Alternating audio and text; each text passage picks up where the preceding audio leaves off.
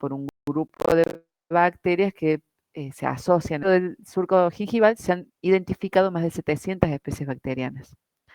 Entonces surge la idea de, ya es reemplazada esta hipótesis de placa inespecífica y surge la idea de una hipótesis de placa específica. ¿Qué quiere decir esto? Que solo cierta proporción de esa placa es patógena y que su patogenicidad va a depender de la presencia o el aumento de microorganismos específicos. Esta foto que les puse ahí es muy difícil de por ahí de cultivar estas bacterias. Este es un cultivo de Agregatibacter actinomycetem cummington. Esta me la regaló la doctora Piovano, que era la titular de la cátedra de microbiología de la UBA. Cuando yo hice la especialidad en periodoncia, ella nos daba ese módulo y me regaló la diapositiva. ¿Por qué se las pongo? Porque es muy característica la forma en que aparece esta bacteria en el cultivo, que es esa forma como de algodón, de estrella de algodón blanca. Ese es el desarrollo del Agregatibacter actinomycetem cummingtons. Bueno, pasaron los años y en la década del 99 surge otra teoría que es la hipótesis ecológica. ¿Qué dice la hipótesis ecológica? Propone que hay cambios que se producen en las condiciones ambientales locales de ese biofilm a nivel de la región subgingival, como por ejemplo un aumento en el fluido gingival crevicular, que ustedes lo estudiaron la semana pasada, se les debe haber dado la doctora Rubio, que es uno de los mecanismos defensivos del área, que por ejemplo cuando hay inflamación aumenta el fluido. Y estas condiciones que cambian, por ejemplo el aumento del fluido, va a hacer que favorezca el crecimiento de especies anaeróbicas estrictas y por lo tanto se produce la enfermedad. ¿Qué pasa con esto? Esta teoría ecológica dice que, por ejemplo, cuando cambian estas condiciones ambientales, que puede ser un aumento del fluido crevicular, que tiene nutrientes para otras bacterias, aporta, o por ejemplo, la paciente embarazada, que en ese fluido va a haber un aumento de ciertas hormonas como el estrógeno y progesterona que favorecen el desarrollo de algunas bacterias, o que disminuye el oxígeno, porque estas bacterias anaerobias estrictas necesitan que no haya oxígeno para poder vivir, o que estas mismas bacterias que formaban la placa, los colonizadores primarios, digamos, y secundarios, producen nutrientes o eliminan desechos que sirven de nutrientes para estas bacterias anaeróbicas estrictas, va a hacer que al cambiar esas condiciones del medio puedan sobrevivir y crecer, favorece el crecimiento y el desarrollo de estas bacterias que se adaptan mejor a esas condiciones. Y bueno, y en toda la década del 90 tuvimos la hipótesis ecológica. Pero a partir del año 2015 se sigue estudiando y surge una nueva hipótesis que es la hipótesis de disbiosis, que es la que hoy está actualmente. ¿Qué pasó?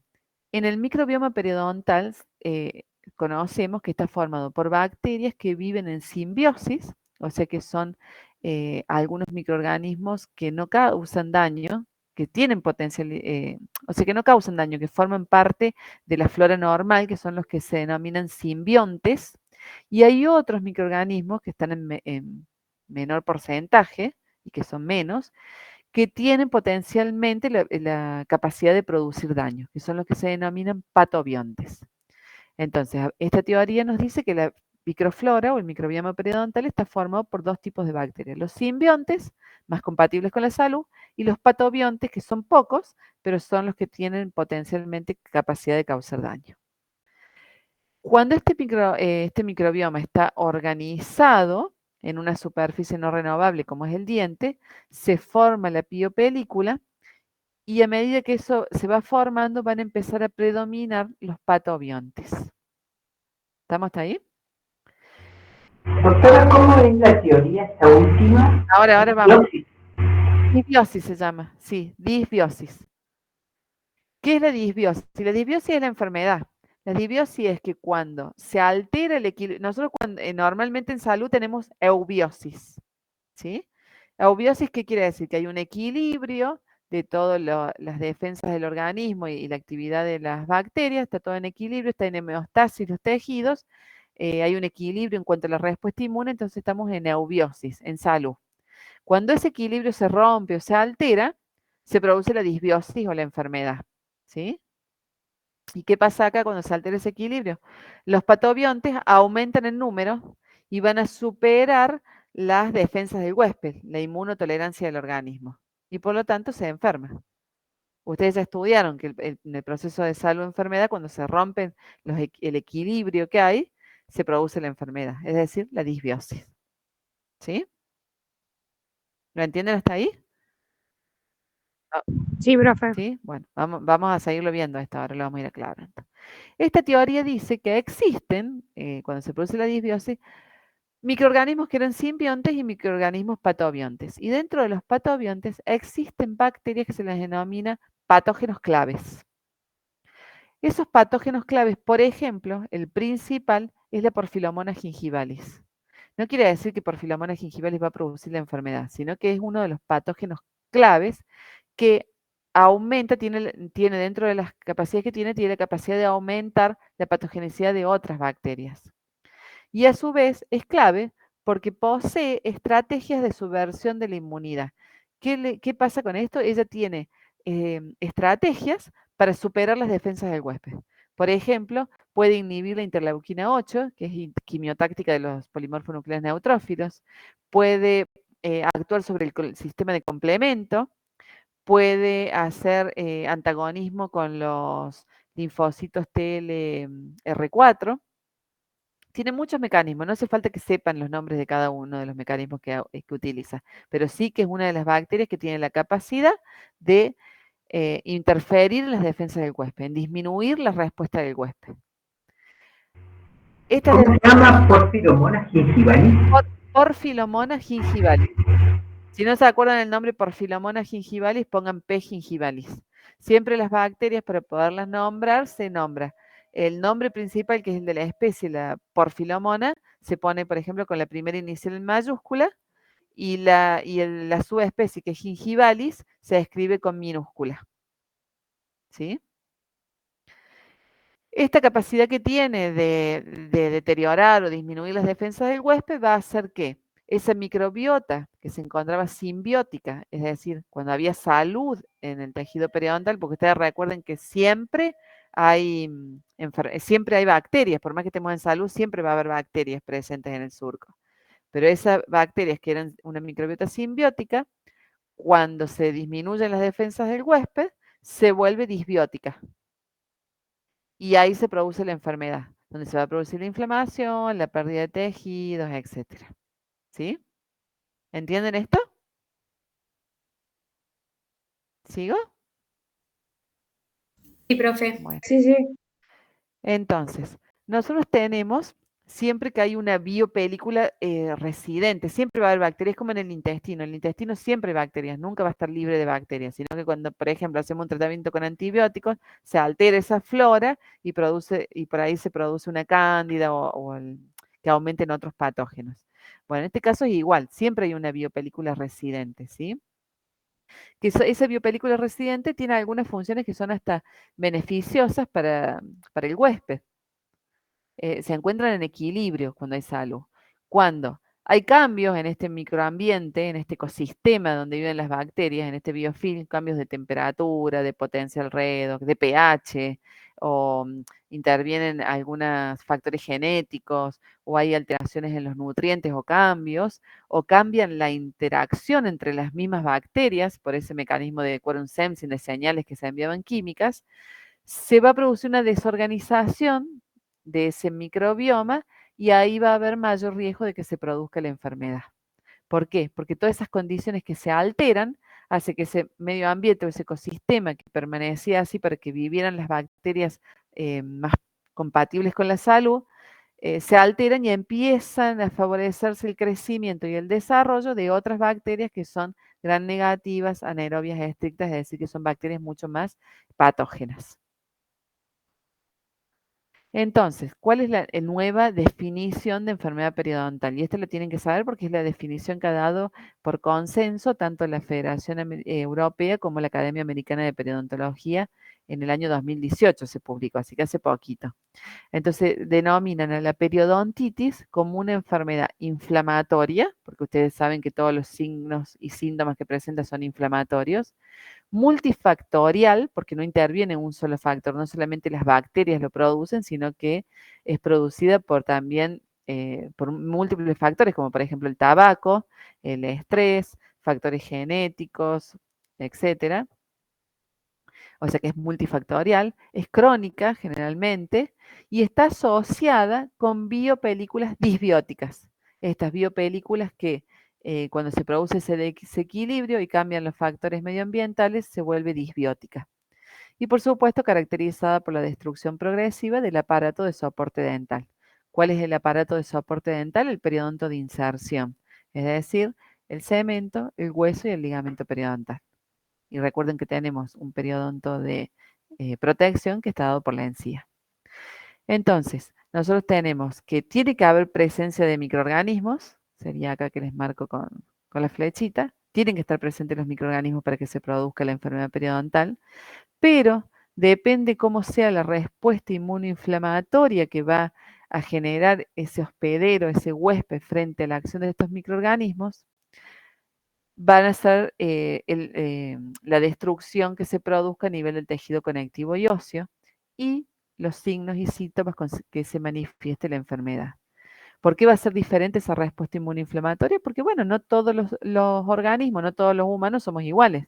Algunos van a estar modificados o más susceptibles para desarrollar la enfermedad periodontal, ya sea porque tienen factores sistémicos, no es lo mismo la respuesta ante un biofilm de un paciente diabético que un paciente sano, no es lo mismo la respuesta de un paciente fumador que de un paciente sano, no es lo mismo la respuesta a lo mejor en una paciente embarazada que en una paciente que no está embarazada. No es lo mismo paciente, no es lo mismo la respuesta a las diferentes edades, no es lo mismo tampoco aquellos pacientes que tienen un factor genético que predispone al desarrollo de la enfermedad periodontal, ¿sí? Cada huésped va a ser susceptible y va a estar modificado para responder ante esa agresión bacteriana. Por eso, el inicio, la progresión y las manifestaciones clínicas van a ser diferentes.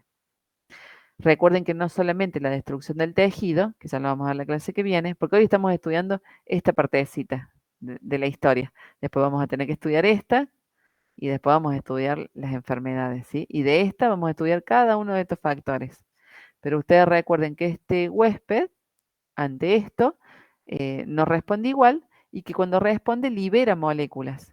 Y la destrucción de los tejidos no está dada solamente por ese mecanismo directo que estudiamos que tenían las bacterias que eliminaban toxinas y lipopolisacáridos o ellas mismas producían la destrucción del tejido, sino que también la destrucción del tejido está dada por esas moléculas que libera el organismo para defenderse, como por ejemplo, que ya las vamos a estudiar la semana que viene, la interleuquina 1, la interleuquina 6, el TNF-alfa, las prostaglandinas E2, etcétera, ¿sí?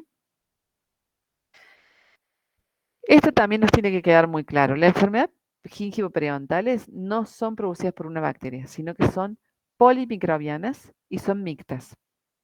Por lo tanto, no hay una especie bacteriana por sí sola que sea suficiente para producir la enfermedad o para determinar la progresión y la severidad de esa enfermedad, sino que estas especies bacterianas van a actuar asociadas entre sí dentro de una matriz, o sea, de la biopelícula, y son las responsables de que se produzca la enfermedad.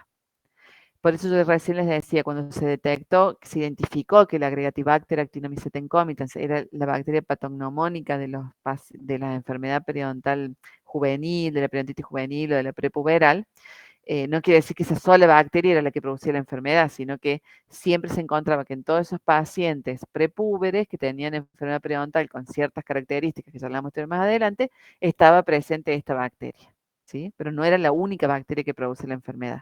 Lo mismo en el embarazo. Hay una bacteria que es la que predomina en el embarazo porque le gusta alimentarse de los estrógenos y la progesterona, que es la prebotila intermedia, pero no quiere decir que solamente esa bacteria es la que produce la enfermedad gingivoperiodontal en el embarazo, ¿sí? Sino que dentro de todas aumenta esa. En la década del, bueno, ya casi la década del 2000, en el año 98, se publicó y acá en Argentina, justo en ese momento, bueno, no teníamos tanto internet y acceso a los artículos inmediatamente, pero vino un doctor a Tucumán, y todos partimos a Tucumán a escucharlo, que presentaba un artículo que había publicado el doctor Sokransky, el grupo de investigación del doctor Sokransky, donde, y esto fue una gran novedad en esa época, porque era el primero que los asociaba a las bacterias de acuerdo a su patogenicidad o a su virulencia en grupos. Y puso grupos de colores. Entonces, y armó una pirámide. Entonces él decía que en la base de la pirámide estaban los grupos verdes, amarillo, celeste, púrpura, que eran grupos de bacterias que eran compatibles con un perfil microbiano de salud, compatibles con la salud. Entonces había estreptococos en el grupo amarillo, especies de actinomices, bueno, E. córrodes, algunos otros actinomices, no hace falta que se aprendan estos nombres, la Veilonella parvula, etcétera. Entonces él decía que cuando estaban presentes estas bacterias estábamos en salud. Eran, eran grupos bacterianos compatibles con la salud. Y si ustedes se acuerdan, cuando estudiamos los otros días cómo se va formando la placa bacteriana, los primeros colonizadores son estos, los cocos y los bacilos gram positivos. ¿Sí? Después vio que había un grupo de color naranja. Ese grupo de color naranja era un poco más patogénico, o sea, un poco más virulento esas bacterias. Y dentro de estas, una de las que es importante, que se identificó acá, fue la Prebotella intermedia o P intermedia, ¿sí? Esa la tienen que saber. ¿Por qué la tienen que saber? Porque es una bacteria que aumenta o se incrementa cuando hay presencia de estrógenos y progesterona en el fluido crevicular gingival, porque se alimenta, tiene más apetencia a alimentarse por eso que por los otros nutrientes que existen. Entonces, cuando aumentan el nutriente, ellas aumentan y dan mayor sangrado y signos más de inflamación en la paciente embarazada. Y también vio que había un grupo formado solamente por 3 grupos de bacterias, que lo llamó grupo rojo, que son los que están en la punta acá de la pirámide, que eran muy virulentas, ¿sí? Que dentro de estas está la Porphyromonas gingivalis, que le nombraba yo recién, que es uno de los que hoy en la teoría de la placa bacteriana de la disbiosis se la considera patógeno clave, ¿sí? ¿Entienden hasta ahí? Bueno, entonces, dentro de estas también está la Treponema dentícola y la Tenerella forsythia. Estas 3 bacterias sí es importante que traten de recordar los nombres porque son las 3 que conforman el grupo rojo, es decir, la punta de la pirámide. Dentro de las naranjas está bueno que se acuerden la Prebotella intermedia porque es la que es característica del embarazo. Bueno, y esta que tiene un nombre grande, que es una, yo lo puse acá porque antes se lo denominaba Actinobacillus, se cambió el nombre, vieron que los periodoncistas todo el tiempo estamos cambiando los nombres de todas las enfermedades, las clasificamos de vuelta, hacemos clasificaciones enormes. Bueno, también les cambiamos, esto es culpa de los microbiólogos, no de los periodoncistas. Le cambiaron el nombre al Actinobacillus y le pusieron uno más difícil, pues ya era difícil, pero le pusieron uno más difícil que es el Agregatibacter actinomycetencomitans, ¿sí? Bueno, ¿estamos hasta ahí? Acá hay un dibujo, esta sería una bolsa periodontal, entonces ustedes pueden ver que la parte, esta es la encía, ¿sí? La encía es esto de este lado, acá está el diente, esto es el esmalte y lo gris sería el cemento, y acá es el surco gingival o bolsa periodontal. Y ustedes van a ver que en la porción más superficial, o sea, de más arriba, la más externa, digamos, son bacterias de esta base de la pirámide, bacterias más compatibles con la salud porque son aeróbicas o anaeróbicas facultativas, necesitan que haya algo de oxígeno para vivir. Pero a medida que vamos hacia la profundidad, vamos a ver que se encuentran las bacterias del grupo naranja y ya más en la profundidad, las bacterias del grupo rojo, que son aquellas que también tienen capacidad de invadir los tejidos, capacidad que también tiene la Agregatibacter actinomycetencomitans, y estas 3, y bueno, y son anaerobios estrictos, no tiene que haber nada de oxígeno para poder vivir, por eso se encuentran en la parte más profunda. ¿Estamos hasta ahí? Es fascinante el mundo de las bacterias, ¿eh? Cuando uno empieza a leer bacterias, yo me hice un posgrado, yo hice mi tesis en bacteriología, estudiaba la bacteriología por PCR, le estoy hablando en la década del 2000, eh, que justo había salido todo el PCR, y bueno, nosotros identificamos las bacterias de la bolsa periodontal de las pacientes embarazadas. Entonces, bueno, para poder hacer la tesis, el doctor que yo tenía el título de la cátedra, que era mi director, el doctor Parodi, me mandó a hacer un posgrado en la Facultad de Medicina de bacteriología. Y éramos 2 odontólogas solamente, todos los otros eran bioquímicos y médicos, y claro, éramos tan burras las odontólogas, sabíamos tan poco de bacteriología que nadie quería hacer grupo con nosotros, nadie nos invitaba a los grupos para hacer los trabajos. Pero bueno, por suerte lo terminamos aprobando al trabajo, al módulo. Bueno, entonces, acá tenemos cómo se forma, este gráfico es muy explicativo de cómo se forma la placa bacteriana. Teníamos que la superficie del diente, lo primero que vimos que se depositaba era la película adquirida, que recuerdan que era una película que estaba formada por la absorción selectiva de glucoproteínas salivales. A esta película adquirida se le unían los primeros colonizadores, acá tenemos los estreptococos, oralis, mitis, a esos por diferentes mecanismos de adhesión que los estudiamos la semana pasada, se iban uniendo otras bacterias que eran los colonizadores secundarios, Actinomyces, Neuslundi, etcétera. Y hay una bacteria que es del grupo naranja, que es una bacteria que tiene una forma alargada y que es muy importante porque tiene la capacidad de unirse con los colonizadores primarios y secundarios, es decir, con los patógenos que son del grupo, de la base de la pirámide, del grupo verde, celeste, púrpura, etcétera, amarillo, con las bacterias que son más patógenas del grupo rojo y del grupo naranja, por ejemplo, con la Prebotella intermedia, con la Treponema dentícola, con la P. gingivalis, etc. Por eso es importante y es el Fusobacterium nucleatum. Este tiene la capacidad de coagregarse tanto con especies facultativas, que serían las de acá abajo, como con especies anaerobias estrictas, que son las de acá arriba, ¿sí? Las del grupo rojo y naranja. Y así facilita la supervivencia de los anaerobios, es decir, los del grupo rojo. También el Fusobacterium nucleatum tiene una particularidad que tiene la capacidad de reducir el potencial de óxido-reducción de su medio y proporcionar un econicho protector para esas especies que son anaeróbicas estrictas, que necesitan que no haya nada de oxígeno para poder vivir. ¿Sí? ¿Estamos hasta ahí? ¿O se Sí, durmieron? profe. ¿Vamos bien? Esto es más Sí, entretenido que lo profe. de los otros días. Bueno, ¿qué pasa con este microbioma tanto en salud como en periodontitis? ¿Ustedes qué creen? ¿Que hay unas bacterias que están en salud y después cuando vienen las otras se produce la enfermedad? No. Acá todas están presentes. Lo que pasa es que lo que determina la salud o la enfermedad es la proporción en la que se encuentran las diferentes bacterias. Salió re mal esta foto, pero bueno, es muy explicativa. Nosotros tenemos que en salud tanto en la placa supragingival como en la subgingival, va a haber mayor cantidad de bacterias del grupo, de los grupos compatibles con la salud, si lo vemos acá con los colores. Va a haber, estas grises son grupos de bacterias que no han sido identificadas, digamos, son otro grupo de bacterias que son bacterias gram positivas, ¿sí? Pero forman parte del perfil microbiano de la salud. Y va a haber menor proporción del grupo naranja y mucha menor proporción del grupo rojo. Si vemos la placa supragingival, aún es menor en salud la proporción del grupo rojo y del grupo naranja. Es muy pequeña, ¿sí? ¿Qué pasa cuando se produce la enfermedad o cuando se produce la disbiosis? Esta placa que estaba en eubiosis se transforma en una placa microbiana disbiótica.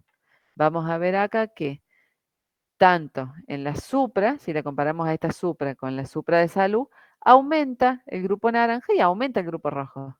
¿Sí? Ven que acá el rojo es mayor que acá, lo mismo el naranja. Y sobre todo, en la placa subgingival es donde está la mayor diferencia. Aumenta muchísimo el grupo naranja, si lo comparamos con este, que es de salud, y aumenta muchísimo el grupo rojo si lo comparamos con este.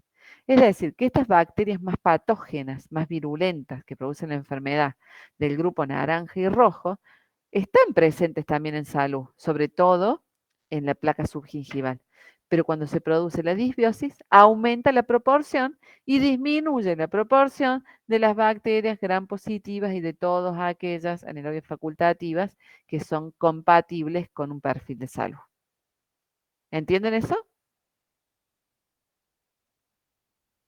Bueno, no sé si se durmieron o están ahí. Vamos a ver entonces qué pasa. En aquellos sitios que presentan salud periodontal, hay predominio casi de un 75% de cocos y bacilos facultativos gram positivos, ¿sí? ¿Qué quiere decir? Son facultativos, que pueden vivir también en condiciones con oxígeno, que no tiene que ser una anaerobiosis estricta. Estos representan un 75% del total. Las especies más comunes son Streptococcus, Actinomyces, el Sangui, el MIT, el viscoso, todo lo que ustedes han estudiado, ¿sí? Hay también una pequeña proporción de bacterias gram negativas, como son la Prebotella intermedia, el Fusobacterium nucleatum, esas que eran del grupo naranja. Y acá hay que tener en cuenta entonces que las especies bacterianas benéficas están en altas cantidades en estas zonas que son sitios inactivos o que no hay pérdida de inserción, pero se encuentran en baja proporción cuando hay destrucción activa o cuando hay enfermedad activa. ¿Sí? Entonces, estas bacterias que predominan acá en un 75% también van a estar presentes en la enfermedad, pero en menor proporción. Ahora vamos a ver cómo va cambiando esto, ¿sí? Pero lo importante es que cuando hay sitios de salud periodontal, el 75% de las bacterias son cocos y bacilos facultativos gram positivos y una pequeña proporción de especies gram negativas. Cuando ya no estamos en salud, sino que tenemos gingivitis, acá también va a haber un predominio de bacilos y cocos, pero ya no van a ser solamente el 75% gram positivos, como dijimos en salud, sino que va a haber un aumento de los gram negativos. Y cuando hay gingivitis vamos a tener casi proporciones iguales de especies gram positivas y gram negativas. ¿Por qué? Porque entre un 56% y un 44% estadísticamente no es significativo, es casi lo mismo, ¿sí? Entonces las proporciones son casi iguales. Si bien prevalecen un poquito las gram positivas, pero son casi iguales. Como también va a haber parecido los porcentajes de los facultativos en comparación con los anaerobios. En la otra, recuerden que eran el 75% eran facultativos, en cambio acá son un 60% y un 40% de anaerobios. ¿Qué especie vamos a encontrar? Que no hace falta que se las aprendan, sino algunos nombres nada más. Los mismos que recién, dentro de las gram positivas va a haber Streptococcus sanguis, mitis, oral, intermedios, Actinomycosis viscosus, Neslundi, todo lo que ustedes estudiaron en microbiología. Y dentro de las especies gram negativas son las mismas que vimos recién en salud. Fusobacterium nucleatum, Prebotella intermedia, Veillonella parvula, etc. O sea, son las mismas, pero lo que cambió con la salud son los porcentajes, que acá son casi iguales, predominando un poquito las gram positivas y los facultativos, y en la otra era gram positivas y facultativos un 75%. Lo que cambia es la proporción, pero no las bacterias. Ustedes miren que son las mismas. ¿Qué pasa en las periodontitis? Las bacterias siguen siendo las mismas. Lo que se cambia son los porcentajes. Entonces, en una periodontitis crónica vamos a tener porcentajes más altos de especies anaerobias de un 90%, ¿sí? Anaerobias estrictas, en comparación a un 10% de facultativas. Y las gram negativas van a ser de un 75%. Recuerden que en salud el 75% eran gram positivas, ¿sí? En gingivitis el 60% eran, o el 59% eran gram negativas. Acá son el 75%. Solamente un 25% van a ser gram positivas. ¿Sí? Y aparecen el aumento de otras especies ya del grupo rojo, como son la P. gingivalis. Ahí está puesto mal Bacteroides forcitus. Lo que pasa es que esta diapo es vieja y antes la Tenera forcitus se llamaba Bacteroides forcitus. Pero bueno, no hace falta que se acuerden todos los nombres, ¿sí? Hay treponema dentícola, Agregatibacter actinomyces tencomitans, etc. ¿Y qué pasa en las periodontitis agresivas? Lo mismo. Acá van a predominar, igual que en la periodontitis crónica, las bacterias anaerobias estrictas y por lo general se acepta que el Agregatibacter actinomyces tencomitans es el agente causal principal de la periodontitis agresiva localizada, que es esa que yo les contaba antes, que se la denominaba en la clasificación muy vieja, periodontitis juvenil, periodontitis prepuberal, ¿sí? Que hasta hoy se la llamaba periodontitis agresiva localizada o generalizada. Bueno, en la localizada, el agente patognomónico es el Agregatibacter actinomyces tencomitans. Y acá quería mostrarles en las fotos, voy a volver a la anterior, uy, está. Esta que ustedes ven que está feo, la verdad, que tiene mucha sintomatología, la encía muy inflamada, con cambios de coloración, con aumentos de volumen, con una consistencia edematosa, con hemorragia, con mucho cálculo, con mucha placa, y todo es una periodontitis crónica, ¿sí? Yo elimino el cálculo y no es que va a quedar perfecto, pero va a mejorar muchísimo. Ya después más adelante les voy a mostrar el postoperatorio.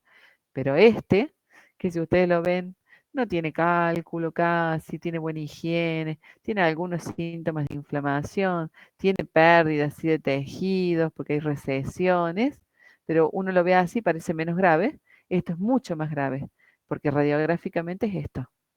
¿Ven los dientes agarrados de las puntitas?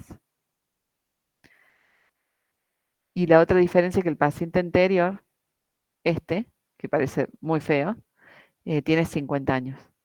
Y esta paciente tiene 19 años, ¿sí? Bueno, por eso, esta es producida por esa placa bacteriana subgingival asociada al epitelio, que tiene la capacidad de invadir y penetrar en los tejidos y producir el daño. Esta está producida por el cálculo, por esa placa bacteriana subgingival que se adhiere al diente, que es la periodontitis crónica, ¿sí?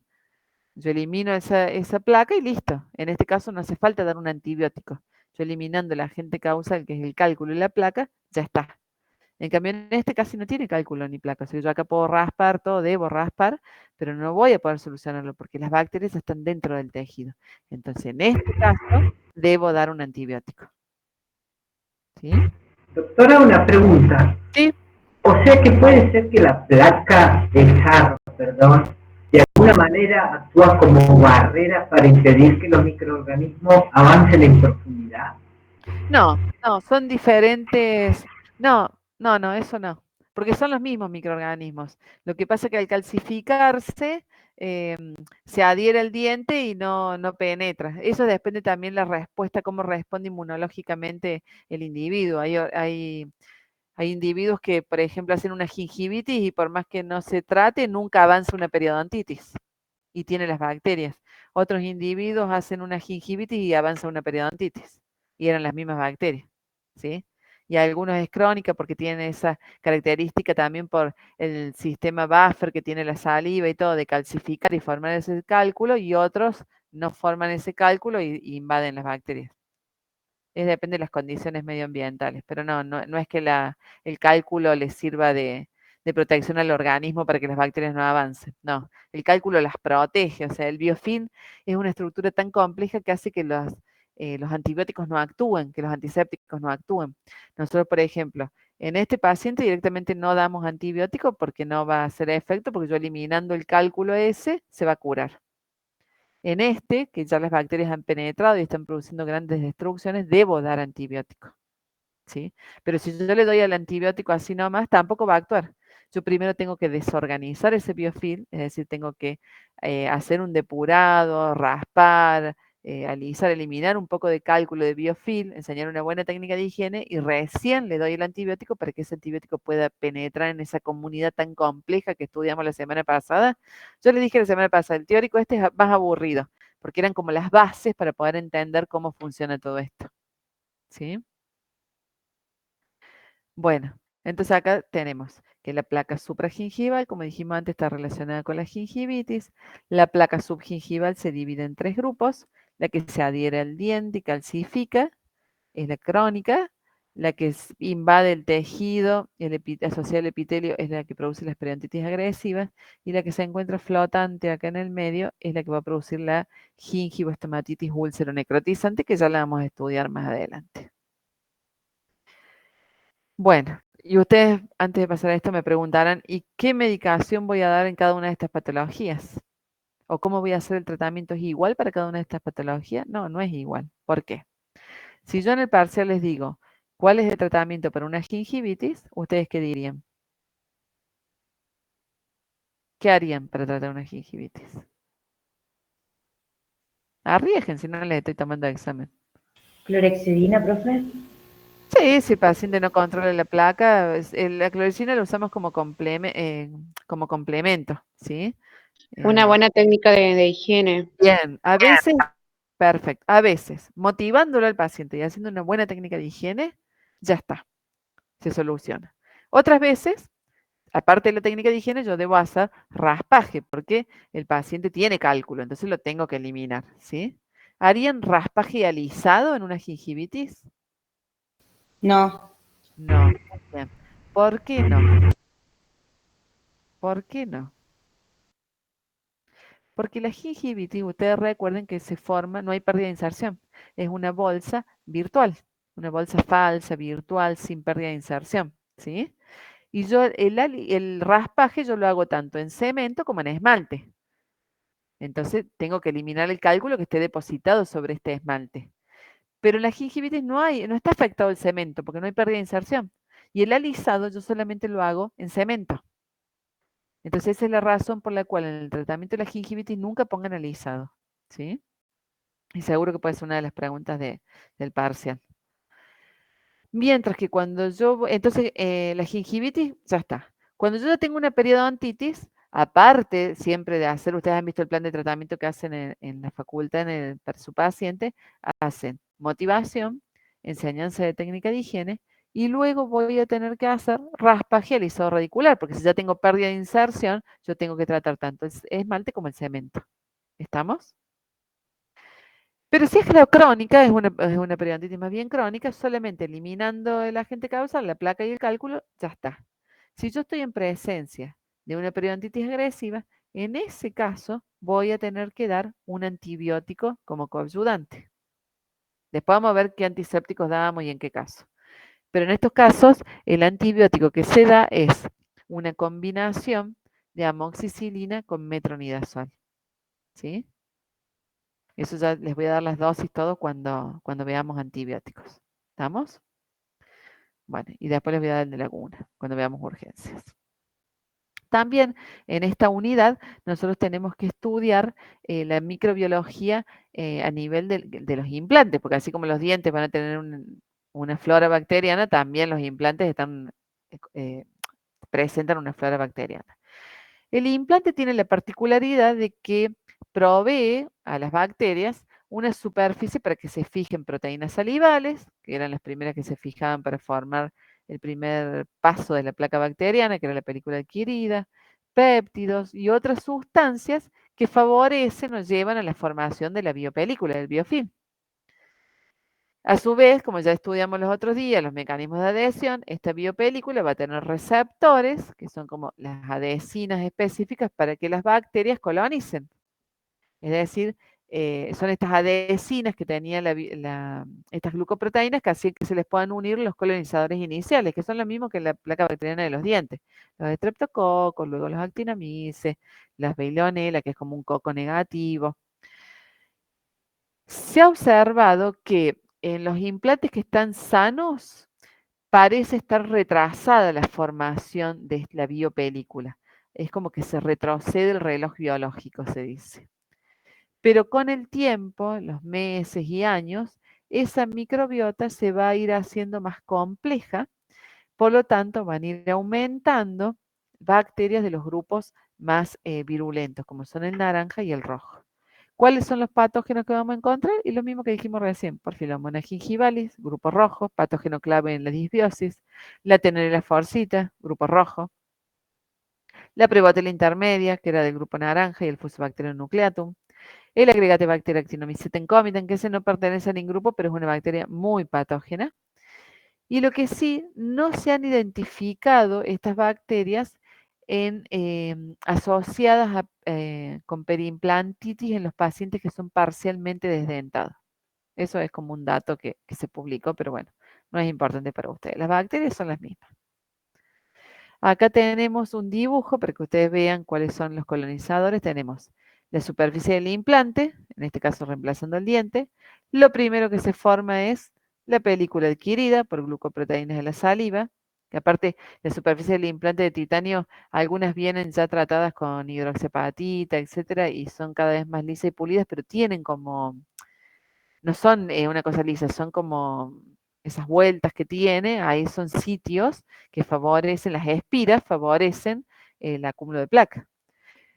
Los primeros colonizadores que si ustedes ven acá son los del grupo amarillo, celeste, azul, púrpura, o sea, los patógenos que son, los bacterias que son compatibles con perfiles de salud, igual que en el diente.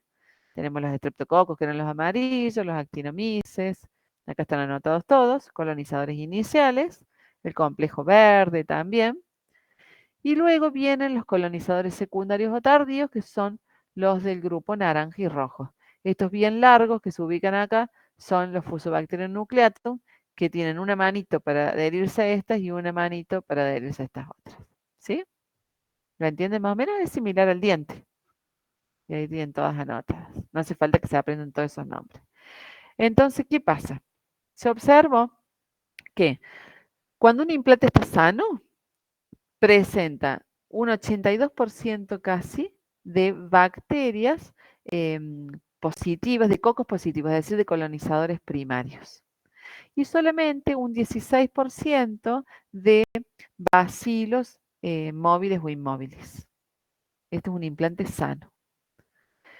Se vio que cuando los implantes sanos están puestos en pacientes que han tenido fracasos de implantes, bueno, acá ¿qué pasó?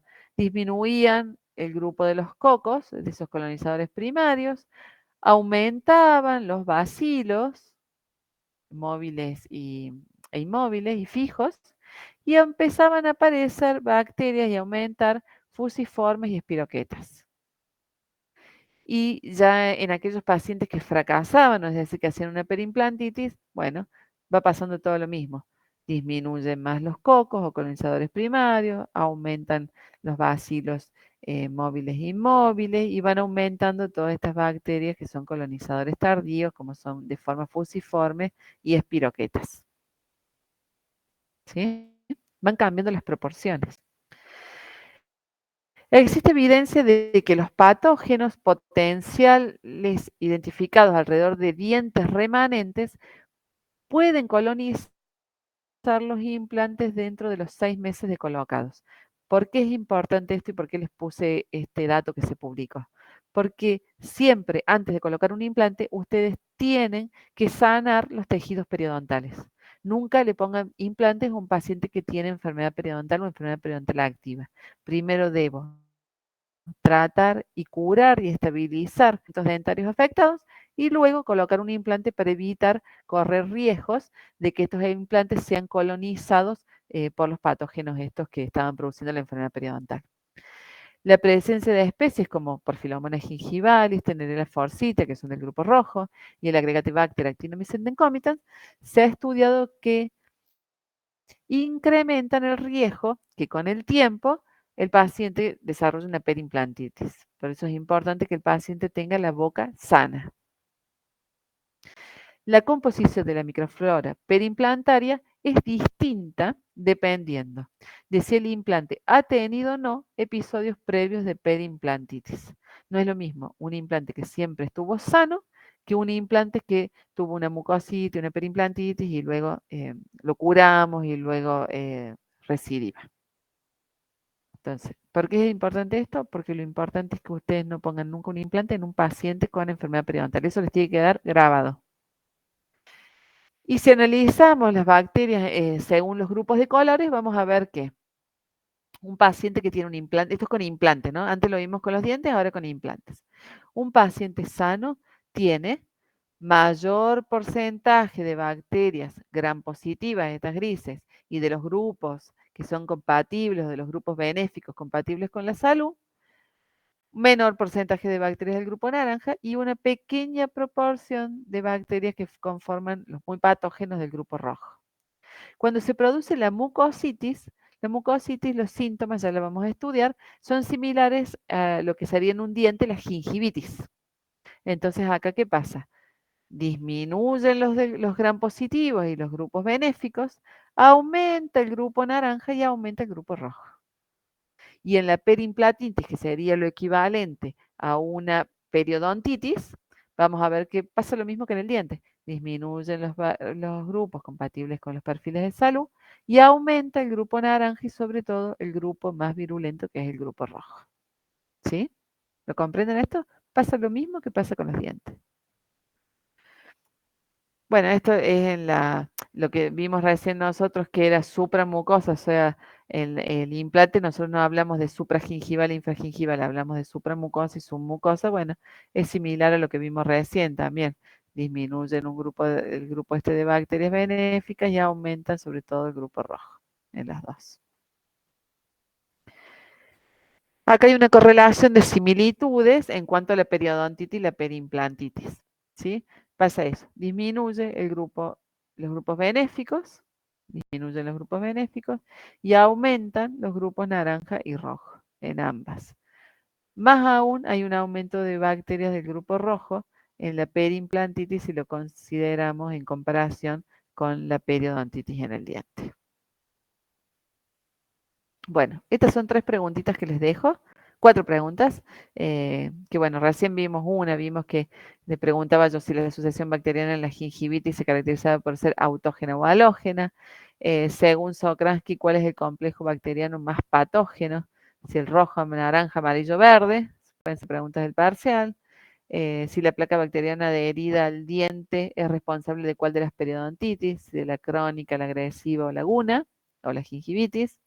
Y bueno, y las proporciones cuando son de 56% gram positivo y 44% positivo, gran negativo, ¿a qué se refiere? Si corresponde a una microbiota, de una gingivitis, de una guna, de una agresiva o una crónica, ¿sí?